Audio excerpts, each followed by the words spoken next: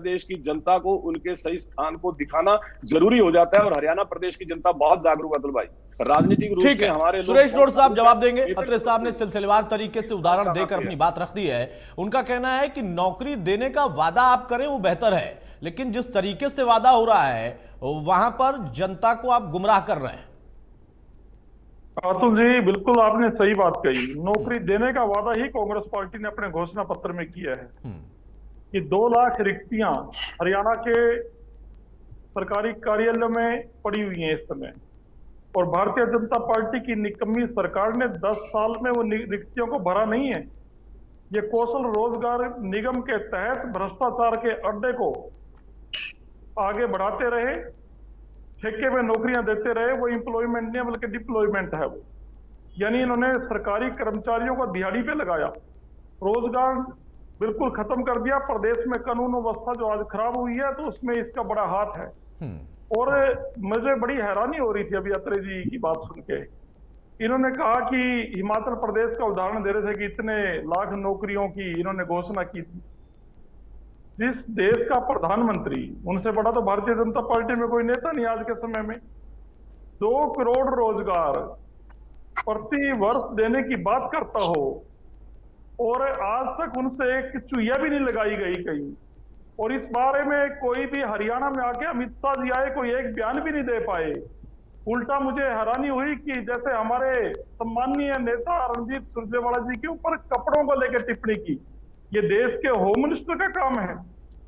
आपने अगर रोजगार दिए होते अमित शाह जी, तो आप हरियाणा की इस वीर धरती पे आके ये कहते कि हमने 10 साल के अपने राज में, चाहे खट्टर साहब थे चाहे अब नायब सिंह सैनी, इतने रोजगार दिए हैं।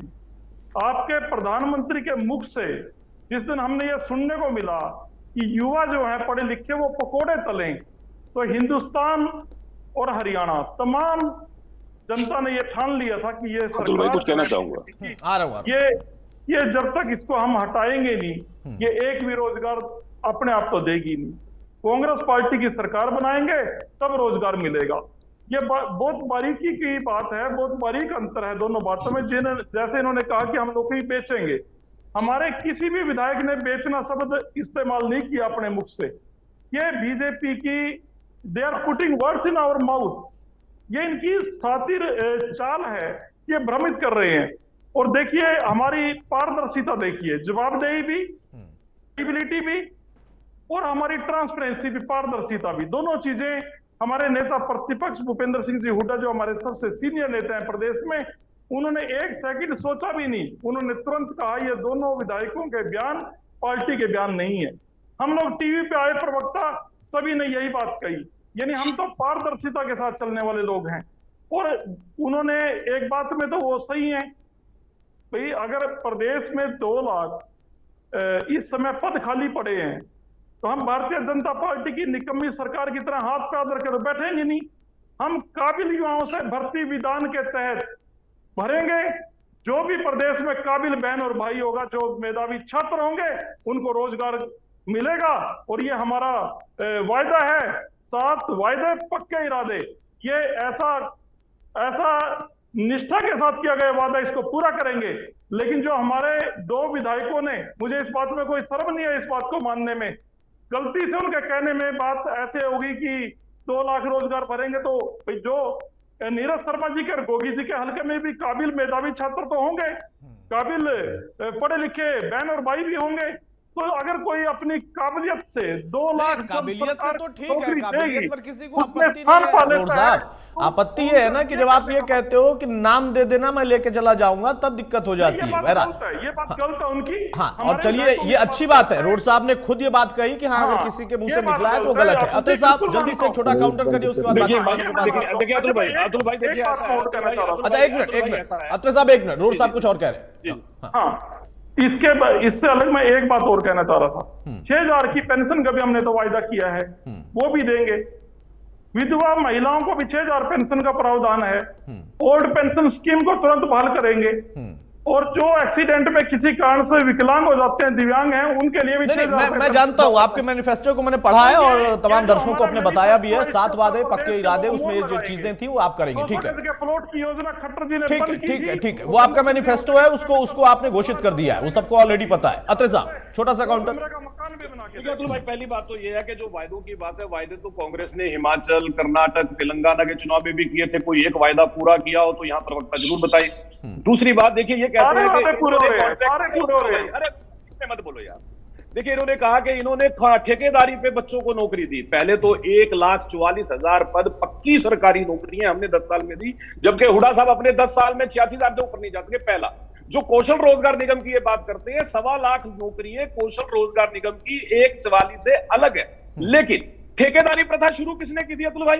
इन कांग्रेसियों ने। इन्होंने प्राइवेट ठेकेदारों को लाके प्राइवेट ठेकेदारों के जरिए बच्चों को नौकरी देना शुरू किया। भाई, हमने तो उन प्राइवेट ठेकेदारों को बाहर किया क्योंकि बहुत सी शिकायतें आती थी। हमने बाकायदा सरकार का कौशल रोजगार निगम के नाम से एक निगम बनाया। आपने शुरू किया था ये प्राइवेट ठेकेदारों के जरिए नौकरी देना, हमने शुरू नहीं किया था। अब ये कहते हैं, देखिए साहब, मोदी जी ने कहा था 2 करोड़ रोज। मोदी जी ने तो बाकायदा यूएसए के अंदर, यूएन के अंदर बोलते हुए भी बताया कि हमने 10 साल में 25 करोड़ लोगों को गरीबी रेखा से ऊपर उठाया। अगर एम्प्लॉयमेंट प्रोविडेंट फंड ऑर्गेनाइजेशन की रिपोर्ट पे मेरे कांग्रेसी मित्र एक नजर डाल ले तो इनको पता लगेगा कि भारतवर्ष के अंदर कितने लोगों को रोजगार मिला जिनका प्रोविडेंट कटना शुरू हुआ आफ्टर 2014। लेकिन हरियाणा की फिगर मैं बता देता हूं, 37 लाख से ज्यादा युवा प्राइवेट निजी उद्योगों में समायोजित हुए पिछले 10 साल में हरियाणा में। मैं सरकारी नौकरियों की बात नहीं कर रहा हूं, प्राइवेट निजी उद्योगों की बात कर रहा हूं। तो हरियाणा सरकार ने जिस तरह से रोजगार सृजित किए, बिना पर्ची बिना कर्ची सरकारी नौकरी दी। अब ये कहते हैं हमारे 2 विधायक है साहब। नहीं, मैं जवाब दूंगा इस विषय पे। मत बोलिए। देखिए, मान लीजिए, अरे सुनो, अब इनको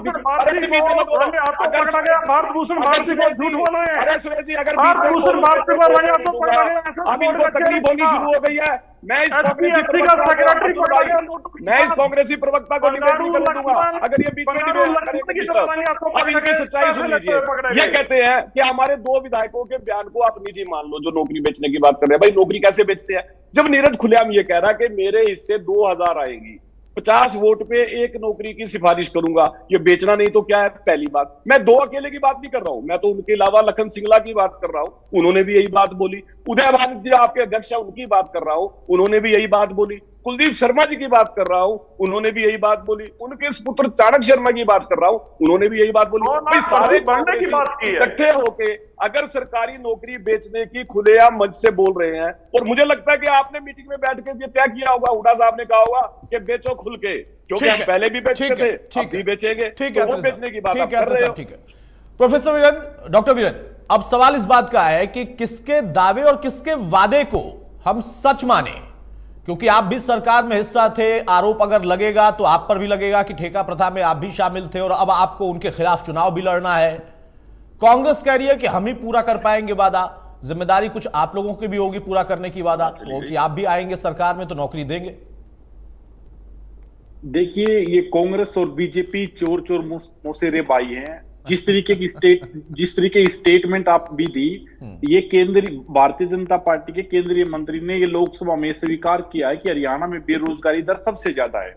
एक ऐसा प्रदेश जो दिल्ली के तीनों तरफ है, इतना पढ़ा लिखा प्रदेश, उसमें सबसे ज्यादा बेरोजगारी दर है। ये खट्टर सरकार की और बीजेपी सरकार की वजह से हरियाणा में हो पाया।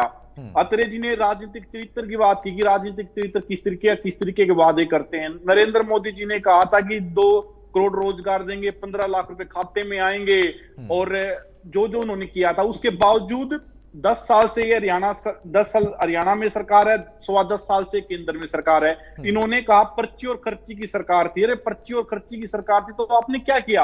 आप तो बड़ी घोषणाएं करते थे, वाड्रा को जमीन घोटाले में अंदर डाल देंगे, जिन्होंने पर्चियां दी हैं, खर्चियां दी हैं, पैसे में नौकरी दी हैं, उनको पता नहीं क्या कर देंगे। आपने कोई एक एविडेंस ईडी से, सीबीआई से इकट्ठा किया?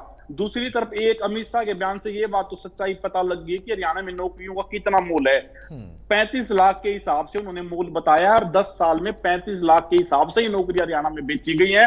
हरियाणा को इन लोगों को रोजगार नहीं मिला, ये नौकरियां भी गुजरात वालों को बाकी और प्रदेश के लोगों को मिली है। इतना बुरा हाल भारतीय जनता पार्टी ने किया है कि इसमें तो सच्चाई है।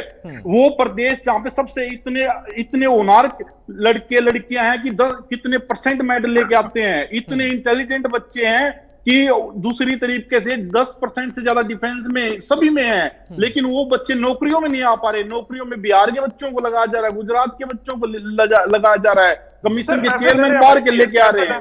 दूसरी किस तरीके का हाल बुरा हाल कर दिया है। और आप सोचिए निगम बना के जो निगम बनाया, आप किस तरीके से संविधान को तोड़ा गया, मरोड़ा गया। आरक्षण का जो प्रावधान भारतीय संविधान के अनुच्छेद 15 में 16 में है, बिना किसी को कितने लोगों का हक मारा गया और सभी लोगों को एक आदमी की कलम से सिर्फ पैसे लेके नौकरियां भारतीय जनता पार्टी की सरकार ने दी है। और जिस तरीके से बेरोजगारी में सबसे ऊपर ये लेके गए हैं, उसी तरीके से हरियाणा की जनता भारतीय जनता पार्टी का इस चुनाव में हाल करेगी।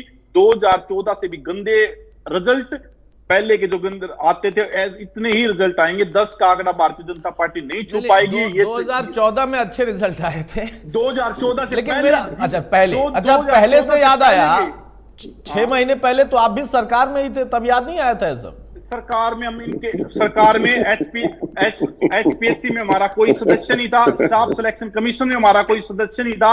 हमने दूरी बनाई, जिस तरीके से नौकरियां दे रहे थे हमने दूरी। आप बताइए 7 मेंबर थे, हमने नहीं एक्सेप्ट किया वहां पे, क्योंकि जिस तरीके से नौकरियां लगा रहे थे हमने नहीं एक्सेप्ट किया। इसी तरीके से ये बड़ी बात है अतुल जी।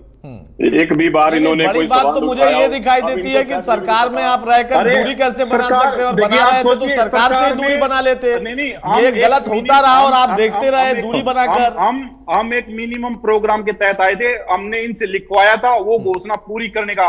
बाकी हमें पता था इन्होंने उससे पीछे 5 साल कैसे नौकरियां दी हैं, कैसे नौकरियां। इसका जवाब मैं अत्रे साहब से एक बात कहूंगा, हाँ, बोलिए। एक बात मैं कहना, हमारे 10 विधायक थे, हम आप एक पूछिए क्या हमारा एक एसएससी का पद नहीं बनता था, क्या हमारा एचपीएससी में पद नहीं बनता था? हमें पता था किस तरीके से भ्रष्टाचार नौकरियों में करें। हमने इनसे दूरियां बनाई और नकेल कस के रखे और हमारे डिपार्टमेंट में हमने काम करवाई। देखिए आपकी दूरी बनाने पर अमनदीप हंस रहे हैं। बहरहाल अत्रे साहब इसका जवाब दें, उसके पहले मैं चाहूंगा कि अमनदीप का एक कमेंट हो जाए, उसके बाद अत्रे साहब। अमनदीप भाई 3 पार्टियों को सुन लिया, एक बीजेपी को सुन लिया, एक कांग्रेस को सुन लिया और एक जेजेपी जो कि बीजेपी के साथ सरकार में थी उनको भी सुन लिया। अब आप बताइए क्या है सच्चाई? नहीं, मैं देखिए सच्चाई, सबसे पहले मैं बधाई देना चाहूंगा जेजेपी प्रवक्ता को। उन्होंने सच्चाई कबूल करी कि जब वो सरकार में थे उन्हें पता था कि भारतीय जनता पार्टी भर्तियों में अनियमितताएं बरत रही हैं, लेकिन वो फिर भी चुप रहे। उनको पता था कि भारतीय जनता पार्टी किसानों को, गरीबों को, कमेरों को कुचलने का प्रयास कर रही है, वो फिर भी चुप रहे और दूरी बना करके भारतीय जनता पार्टी के इन निर्णयों से रखी उन्होंने। ये उन्होंने कबूला, ये बहुत अच्छी बात है, मैं बधाई के पात्र हैं बड़े भाई। उन्होंने ये आपकी डिबेट पर लाइव कबूला, तो उन्हीं की दूरी, जैसे उन्होंने जितनी भी कुशासन कुरीतियां भारतीय जनता पार्टी की थी सरकार में रहते हुए भी उन्होंने बिल्कुल आवाज उनके खिलाफ नहीं उठाई, तो आज जनता ने उनसे दूरी बना ली है और ये आपकी डिबेट पे कबूल लिया है। बहुत अच्छी बात है, बधाई के पात्र मैं बार बार कहूंगा भाई। अब दूसरी बात है कि जो प्रवीण अत्रे जी से मैं शुरुआत करूं। देखिए अतुल जी, नौकरियां देना, प्रदेश के अंदर बेरोजगारी दर सुधारना, प्रदेश के युवाओं को रोजगार देना, सबसे पहले पार्टी के मानसिकता से पता लगता है। जो पार्टी नाकाबिल लोगों को मंत्री मुख्यमंत्री बना दे, जो पार्टी ने ये नहीं बताया था कि मुख्यमंत्री का चेहरा कौन होगा, फिर उसको मुख्यमंत्री बता दिया, जिस पार्टी ने सांसद को 9.5 साल बाद एकदम से मुख्यमंत्री बना दिया, तो यानी कि जिन पार्टी की खून के अंदर ये है कि भाई नाकाबिलियत को आगे लाना है और काबिल लोगों को पीछे रखना है, वो कभी भी नौकरियां और नहीं दे सकते काबिलियत के आधार पर। और इसके लंबे सारे उदाहरण है, ये बिना पर्ची बिना खर्ची के गुरुग्राम यूनिवर्सिटी का उदाहरण, वो इनके मुंह पर तमाचा है कि बिना पर्ची और बिना खर्ची के किस प्रकार से ये काम करते हैं। बड़ी लंबी लिस्ट है और ये बार बार पीठ थपथपा रहे हैं कि हमने इतने रोजगार दे दिया हरियाणा प्रदेश में, तो ये बेरोजगार जो घूम रही है जनता, ये जो बेरोजगारी दर पूरे देश में सबसे ज्यादा हरियाणा प्रदेश की है, तो ये कौन है? आपने किसको रोजगार दे दिए? इन्होंने 37 लाख बोला कि हमने एम्प्लॉय प्रोविडेंट फंड में खाते खुल गए हैं, 2014 के बाद हरियाणा के अंदर। अब 37 लाख के अंदर कितने लोग हरियाणा से बाहर के हैं? आज मुद्दा हरियाणा की नौकरियों का चल रहा है कि हरियाणा में रोजगार आपने कितना सृजन किया, हरियाणा के लोगों को कितना रोजगार दिया। लेकिन ये पूरे देश के डाटे को सम्मिलित कर लेते हैं कि हरियाणा प्रदेश में गुड़गांव जैसे शहरों में बाहर के कितने युवा एम्प्लॉयड हैं। तो कुल मिला के बात यह है कि कभी भी प्राथमिकता पे भारतीय जनता पार्टी के नहीं रहा कि देश के युवाओं को नौकरी देना है, देश के युवाओं को आगे बढ़ाना है। अगर उनको काम मिल गया तो ये हिंदू मुसलमान का मुद्दा कौन समझेगा, ये दंगे कौन करेगा, ये जाति पाति की बात कौन करेगा, वो तो काम में लग जाएंगे। ये तो भारतीय जनता पार्टी की असलियत है, ये प्राथमिकता है कि उनको काम नहीं देना है, उनको तो बंधुआ मजदूरी और उसके पे लोग रख लेने हैं। और उसके उदाहरण है, चाहे आप किसान आंदोलन की बात कर लीजिए, काले कानून आए थे, इनकी नीतियां हमेशा से उस प्रकार की हैं कि पूंजीपतिवाद को बढ़ावा देना है, बड़े बड़े पूंजीपतियों को अपने पार्टी में टिकट देना है। नवीन जिंदल जैसे छत्तीसगढ़ और उड़ीसा में तो उद्योग लगाते हैं, हरियाणा में नहीं लगाएंगे। कैप्टन अभिमन्यु छत्तीसगढ़ में काम करेंगे, हरियाणा में नहीं काम करेंगे। वोट यहां से लेंगे, नेता यहां पर बनेंगे, यहाँ के युवाओं को बेरोजगार रखेंगे। यहाँ का युवा मजबूर है अपनी जान पर खेल करके विदेशों में जाकर के छुपता है, और विदेशों में जाकर के छुपने के बाद भी इन पार्टियों का सहारा नहीं मिलता उसको फिर अपनी इंडियन नेशनल लोकदल का सहारा लेना पड़ता है, जो केवल एकमात्र पार्टी है कि जो हरियाणा के युवाओं का हक की बात करती है। दूसरी तरफ भूपेंद्र सिंह हुड्डा के बड़े बड़े कसीदे हैं, मेरे भाई सुरेश गौड़ जी ने पढ़ी, आप नौकरियां उठाकर देख लीजिएगा। वो तो ऐसे महान वकील हैं कि जितना उन्होंने नौकरियां दी उससे ज्यादा तो बेरोजगार हो गए, अगली सरकार ने निकाल दिए, तो कोर्ट की भर्तियों में निकाल दिए क्योंकि इतनी अनियमितताएं भर्ती। वो तो रोजगार देने से, बेरोजगारी से भी बुरा मजाक है लोगों के साथ। जो एक बार नौकरी लग गया, जिसका बेचारे का रिश्ता पक्का हो गया और वो शादी होने वाली थी उसकी, और उधर से लेटर आ गया, उसको निकाल दिया गया। कितनी बुरी हालत है युवाओं की। तो ये है भूपेंद्र सिंह हुड्डा के कारनामे। एक नौकरी की बात नहीं है, हजारों प्रकार के इसी तरह। और 5 जातियों को भूपेंद्र सिंह हुड्डा ने इस प्रकार से ठगा कि मैं आपको स्पेशल बैकवर्ड क्लास रिजर्वेशन दूंगा। इतना खुद वकील होते हुए, जो अपने आप को कहता है मैं वकील हूं, इसको कानून का ज्ञान नहीं है क्या? इतना बुरी तरीके से इसने रिजर्वेशन दिया कि वो कोर्ट में एक दिन नहीं ठहर पाया। और जो युवाओं ने उनके तहत नौकरी जिनको बेचारों को मिली थी, उनके हकों के साथ, उनकी जिंदगी के साथ किस प्रकार से खिलवाड़ किया, ये भूपेंद्र सिंह हुड्डा और ये कांग्रेस के मेरे साथी हैं और ज्यादा अच्छी तरीके से बता देंगे। और युवा बिल्कुल समझते हैं इस बात को कि ये जो ढकोसले हमें दिखा रहे हैं, ये जो झूठे वायदे हमें दिखा रहे हैं, ये कभी पूरे होने वाले नहीं है। और भूपेंद्र सिंह हुड्डा ने तो एक और काम भी किया कि मेरे जैसा जो किसान छोटा सा, जिसको नहीं भी नौकरी मिली थी, उसके गुड़गांव के आसपास, उससे उसकी जमीन छीन ली। अब वो अपनी ही जमीन के ऊपर जो फ्लैट होटल बना हुआ है उसके बाहर चौकीदारी कर रहा है। उसका तो ये हक रखा उन्होंने कि कम से कम उसकी जमीन का उसको हक तो दे देते, वो भी उससे छीन लिया। तो ऐसी मानसिकता वाले लोगों से क्या हरियाणा को युवा को उम्मीद करनी चाहिए कि नौकरी मिलेगी? क्या हरियाणा का युवा इनसे उम्मीद करेगा कि नौकरी ये दे देंगे? हरियाणा के अंदर सबसे कम बेरोजगारी दर तो इंडियन नेशनल लोकदल के शासन में रही, चाहे वो सरकारी नौकरियों की बात हो, चाहे प्राइवेट नौकरियों के सृजन की बात हो। और जो आज बड़े बड़े शहर हरियाणा के युवाओं को सबसे ज्यादा नौकरियां देते हैं, वो किसकी सोच से यहाँ पे डेवलप हुए? वो केवल मात्र इंडियन नेशनल लोकदल की सोच से। क्योंकि हमें सिर्फ हरियाणा की जनता को जवाब देना है। हमने कोई केंद्र के बैठे हुए दफ्तरों के अंदर अपनी अटैचियां नहीं पहुंचानी, वहां पर अपना फंड पूरा नहीं करना, जो बजट उन्होंने हमें दिया हुआ है टारगेट पूरा करने के लिए। ठीक है, जवाब ले लेता हूं। अत्रे साहब, भाई अमनदीप केसरी ने बीजेपी, कांग्रेस और जेजेपी तीनों का काला चिट्ठा खोल दिया। देखिए अतुल भाई, मैंने बड़े आराम से अमनदीप जी को भी सुना और जेजेपी प्रवक्ता को भी सुना, और मैं उम्मीद करूंगा मुझे बड़े आराम से सुने। मुझे तो हैरानी हुई है कि देखिए एक प्रवक्ता किस तरह की सोच रखे हुए है। वो ये कहता है कि साहब आपने एक पिछड़े वर्ग के गरीब किसान परिवार के बच्चे को मुख्यमंत्री क्यों बना दिया? अरे साहब इन्होंने, मैं तो ऐसे कहा नहीं, मैंने कहा अनियमितता से बनाया भाई। मैंने पहले कहा था कि आप नहीं तो आप गलत ना ट्विस्ट ना करें ना, मेरे आप अपनी बात करें, मेरे बयान को मत छेड़िए। नाकाबिल तो आपने कहा ही था ना। हाँ, नाकाबिल का है, नाकाबिल का है। मैं नाकाबिल पे स्टैंड करता हूँ, नाकाबिल पे स्टैंड करता हूँ। नाकाबिल में कहा था, मैंने कहा कि पिछड़े पार्टी का आप सर देखिए मेरे बातों अमनदीप एक मिनट, मैं आप बोल रहा था। उन्होंने गुजारिश भी की थी कि जब वो बोले तो आप ना बोले। नहीं अतुल जी, आप गलत शब्द बोलने दे रहे हैं हमको। मैंने नाकाबिल कहा था, वो नाकाबिल बोल रहे हैं। भाई नाकाबिल कहा था उन्होंने, अतुल साहब उन्होंने नाकाबिल कहा चुप था। करो ना, ऐसा नहीं कहा था। अगर झूठ बोलेंगे मैं बीच में टोकूंगा। सीधी सीधी बात करें। जब आप इतनी कथा बोल रहे थे, मैं एक शब्द बोला, एक शब्द नहीं झूठ में बोलो ना आप। आप मैं कह रहा नाकाबिल पे टिकता हूं मैं नाकाबिल पे टिक रहा हूं। आप झूठ मत बोले, नाकाबिल बोला मैंने। जब आपका आप बोले कि नाकाबिल अरे मुख्यमंत्री। भाई मैं अमनदीप हो गया, समर्थन हो गया, हो करूंगा। अरे गया। रुक जाओ, वो उन्होंने सुन जब लिया कि आपको आपने अपना समय नाकाबिल मिलेगा कहा। ना, तब आप साबित कर देना मैंने झूठ बोला या सच आप बोला। मेरे जब बयान आपको को समय झूठ मिला- अरे मैं क्या कह रहा हूं भाई, अपने समय पे साबित कर देना मैंने झूठ बोला या सच बोला, बीच में मत बोलो। मैं ये कह रहा हूं अपने समय पे कर देना साबित।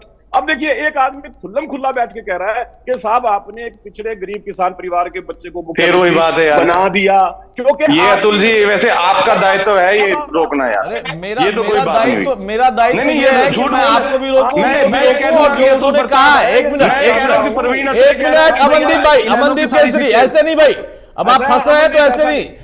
जो उन्होंने कहा उसको आप बाद में साबित कर दीजिएगा कि आपने ये नहीं कहा है।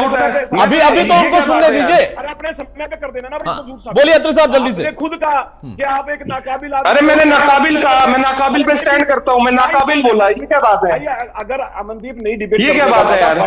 भाई ऐसा अमनदीप, यार आप अमनदीप, ऐसे कैसे? एक आप झूठ सेकंड, क्यों बोल अत्रे रहे साहब, हैं? अत्रे साहब एक मैंने मिनट, नाकाबिल अत्रे साहब, कहा, अत्रे साहब एक recording मिनट, चला लो, अत्रे मैंने साहब एक नाकाबिल मिनट, कहा। एक मिनट। अपने अमनदीप, समय पे अब साबित आप कर देना। जानबूझकर टाइम पास कर रहे हैं क्योंकि उन्होंने नहीं, कह दिया कि नहीं, नाकाबिल ही कहा है आपने। अमनदीप केसरी उन्होंने मान लिया, वो कह रहे हैं कि नाकाबिल ही कहा है आपने, और नाकाबिल के वो व्याख्या कर रहे हैं। तो फिर हाँ, तो वो बोल कैसे रहे थे बोलने दे रहे नाकाबिल, कि अमनदीप ने ऐसा कहा? उन्होंने बोला अभी। एक बात चलो मुझे अब उनको सुन रहे। हाँ, नायब सिंह सैनी पिछड़े वर्ग के हैं, गरीब किसान परिवार के हैं, उनको आपने नाकाबिल बताया है, अपने समय पे ठीक कर लीजिएगा अगर मैंने झूठ बोला है। अब दूसरी बात देखिए क्या कह रहे हैं, ये यहाँ पे कह रहे हैं कि साहब देखिए हरियाणा प्रदेश के अंदर बेरोजगारी तो बहुत ज्यादा है। ये झूठ लगातार विपक्ष बोलता है, जबकि परिवार पहचान पत्र जिसका डाटा जो जनता ने स्वयं घोषित किया हुआ है कि मेरे पास रोजगार है या नहीं है, वो डाटा कहता है 6.5% बेरोजगारी हरियाणा प्रदेश में। एनएसओ कहता है 6.5% है। आपके केंद्रीय मंत्री रिपोर्ट क्यों बल देते हैं? लेकिन उसके बावजूद अब देखिए यहाँ पे जेजेपी के प्रवक्ता ने एक बड़ी गजब बात की कि साहब अगर हुड्डा ने अपने समय में नौकरियों में बंदर बाट की थी, भ्रष्टाचार किया था, तो आपने क्या किया? हालांकि मुझे जेजेपी का सवाल का जवाब देना नहीं बनता क्योंकि इस पार्टी का कुछ बचा तो है नहीं, लेकिन फिर भी इनकी जानकारी के लिए बता दूं कि 2021 के अंदर मुख्यमंत्री मनोहर लाल ने विधानसभा में 2013 के अंदर जो एचसीएस भर्तियों के अंदर हुड्डा साहब ने बंदर बाट की थी, उसके जांच के आदेश दिए, जांच चल रही है उसके मित्र। आपको 10.5 साल, 10.5 साल, 10.5 साल। अरे भाई अब चलो आगे, अपने ज्ञान की वृद्धि करो, अपने ज्ञान की 10.5 अरे साल, क्या ज्ञान आदमी है ये? 10.5 साल जान। अपने साढ़े 10 साल नहीं हुआ है, 10 साल की तो सरकारी टोटल है जिसमें 4.5 आप थे, 10.5 कहां से हो अच्छा जाएगी? बताइए अतुल भाई, एक झूठ लगातार और बोला जाता है कि साहब देखिए प्रधानमंत्री ने कहा था कि सबके खाते में 15-15 लाख आएंगे। एक वीडियो कहीं कोई सुनवा दे मुझे कि प्रधानमंत्री ने ये कहा था कि 15 लाख खाते में आप आएंगे। अपने दिल पे हाथ रख के कह दो। अरे भाई आप वीडियो सुनवा दो यार, आपके आप अपने दिल पे हाथ रख के कह दो। सोशल मीडिया है भाई, आप अपने दिल पे हाथ रख के कह दो। उन्होंने कब कहा कि आपको 15 लाख? आप अपने दिल पे हाथ रख के अरे भाई आप क्या इंसान है यार, इनके साथ कौन बहस करे? अच्छा आप अपने दिल पे हाथ रख के कह दो। अब सवाल ये आता है कि जब यहाँ पे बैठ के स्वयं को किसान प्रोदा दिखाने का प्रयास होता है, स्वयं को ये दिखाने का प्रयास होता है कि बड़े किसान मसीहा हैं ये वो लोग हैं, जब सत्ता में थे इनकी गाड़ियां बड़ी होती चली गई, किसान का पेट पीट से लगता चला गया और इनके शहरों में बंगले बनते चले गए। ये वो लोग हैं जो यहाँ पे बैठ के अपने आप को किसान मसीहा बताते हैं। इनसे एक सवाल पूछिए कि आप कह रहे बेरोजगारी थी, जब आप सत्ता में थे कितनी नौकरियां दी थी? बताइए आपने कितनी नौकरियां दी? जब खुद सत्ता में थे तो नौकरियों का क्या हाल किया हम सब जानते हैं। जब सत्ता में थे किसान की सुध नहीं ली, हालात ये हुए किसान आंदोलन हुए, गोलियां चली, 9 किसान मारे गए। यहां बैठ के किसान मसीहा बताने का प्रयास करते हैं। हमने किसान की खेती को जोखिम फ्री किया अतुल भाई। जिस किसान को मात्र 6,000 रुपए प्रति एकड़ मुआवजा मिलता था 2014 से पहले, हालांकि हुड्डा साहब ने 10,000 का वायदा किया, घोषणा की, लेकिन वो भी आगे हमने दिया। 15,000 रुपए प्रति एकड़ मुआवजा मिलता है किसान को। हुड्डा साहब के 10 साल में प्राकृतिक आपदा से किसान की फसल अगर खराब हो जाए मात्र 1158 करोड़ रुपए 10 साल में। हमने 13,500 करोड़ रुपए किसान भाइयों को मुआवजा दिया है कि किसान के ऊपर बोझ ना पड़े। ड्रिप इरिगेशन के ऊपर 85% सब्सिडी मिलती है, इनके टाइम में 60% थी। हमने किसान की खेती जोखिम फ्री करने के लिए किसान की वाला हरियाणा एकमात्र प्रदेश था। हुड्डा साहब जब सत्ता में थे धान और गेहूं के अलावा बताइए कौन सी फसल एमएसपी पे खरीदी थी? इंडियन नेशनल लोकदल 6 साल सत्ता में रही है, 1 साल को अगर मैं छोड़ दूं, 1 साल बाजरा जरूर इन्होंने खरीदा, उसके अलावा बताइए कभी इन्होंने किसान की धान और गेहूं के अलावा कोई खरीद की है? ये सरकार किसान की सरसों हो, बाजरा हो, सूरजमुखी हो, 14 फसलों पे एमएसपी का लाभ देना, और अब 24 फसलों पे किसान को एमएसपी का लाभ मिलेगा, ये सुनिश्चित कर दिया। ठीक है, जिस सरकार ने किसान की ठीक है, अब इसका जवाब लेते हैं। रोड साहब, भाई बीजेपी जो कि सत्ता में है और उससे आप सबको लड़ना है, वो आप लोगों का लोकतांत्रिक अधिकार है, आरोप प्रत्यारोप भी लगाते रहिए, राजनीति में वो भी लगाते रहे विपक्ष में रहकर, और अब आपकी बारी है। लेकिन आप पर विपक्ष में रहते हुए विपक्षी और पार्टियां और गंभीर आरोप लगा रही हैं। अमनदीप ने जो कहा वो बड़ी गंभीर बात है, वो कह रहे हैं कि नौकरी तो छोड़ो, जमीनें तक छीन ली।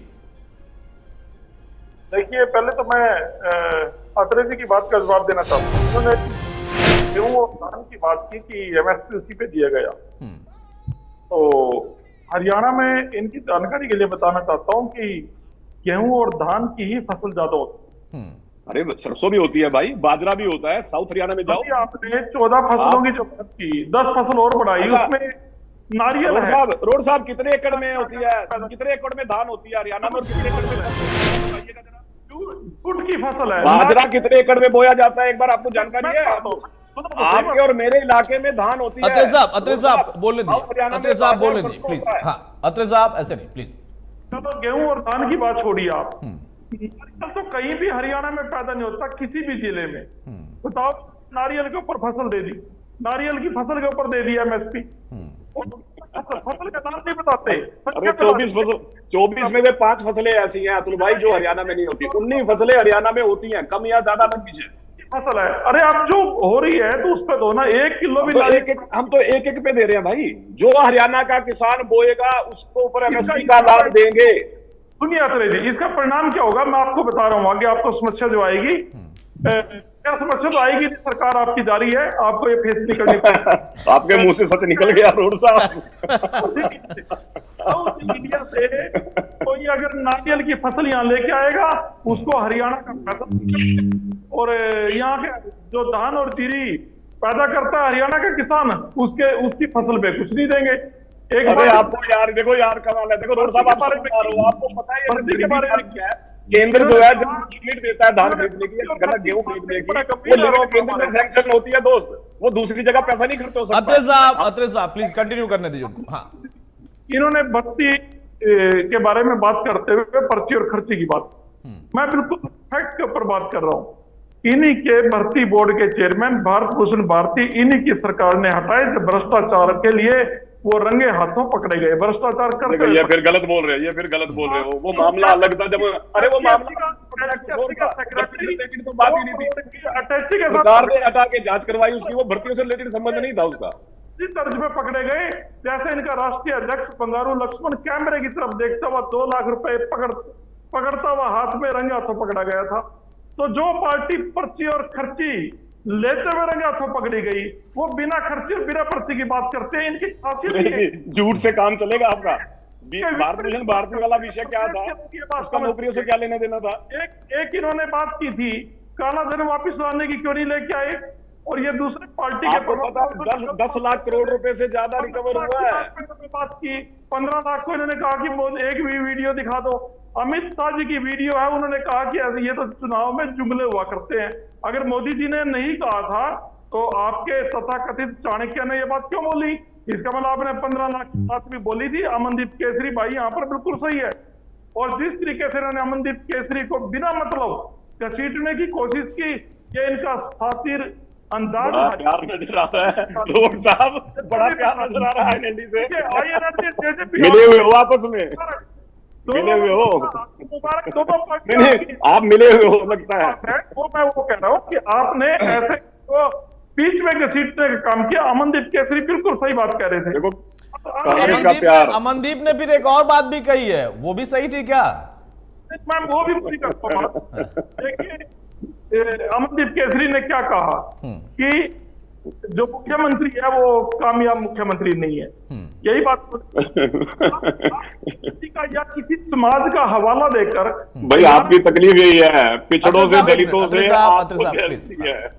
मिनट में पूरी कर रहा हूँ अतुल जी, मैं ये कहना चाह रहा हूँ, आप किसी समाज का हवाला देकर किसी के कारण हरियाणा की मुख्यमंत्री की कुर्सी के ऊपर किसी नालायक मुख्यमंत्री को नहीं बिठा सकते। आप नालायक कह रहे हो, फिर वही बात है, आपको तकलीफ हो रही है क्योंकि ना आप किसी पिछड़े को बर्दाश्त कर सकते हो, ना किसी दलित को बर्दाश्त कर सकते हो। एक ऐसा पिछड़े वर्ग का व्यक्ति जिसने 56 दिन के अंदर 126 जनता के हित में निर्णय लिए, वो आपको नालायक नजर आ रहा है। रोड साहब 56 दिन का काम है उनका, आपके 10 साल के काम पे भारी है वो 56 दिन।